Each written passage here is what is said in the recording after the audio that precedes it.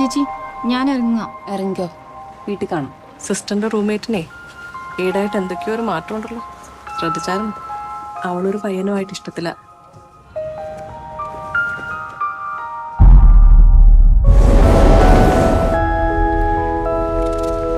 ഇത് പ്രവേശിക്കാണല്ലോ.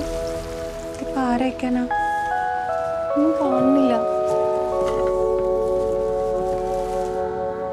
ഇതിനെന്തോ ഇംഗ്ലീഷിൽ എഴുതിയിട്ടുണ്ട്, മെയ്ഡ് ഇൻ ജർമ്മनी. प्रभु ചേച്ചിയുടെ ഹസ്ബൻഡ് എവിടെയല്ലേ? लास्ट टाइम कभी फोन किया था उसने? 1 साल से ऊपर हो गया. ചേച്ചിക്ക് ആളെ നേരത്തെ അറിയായിരുന്നു?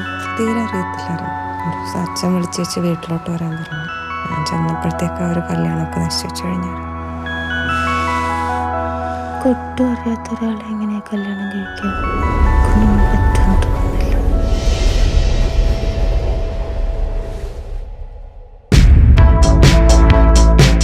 അതിനെൻ്റെ മോനെ രാത്രി വരെ കാത്തിരിക്കേണ്ടി വരും. പക്ഷേ തൽക്കാലത്തേക്ക് ഞാൻ ഈ മേഘത്തിൻ്റെ കയ്യിൽ വെച്ച് ഉമ്മ കൊടുത്തു വിട്ടാലോ?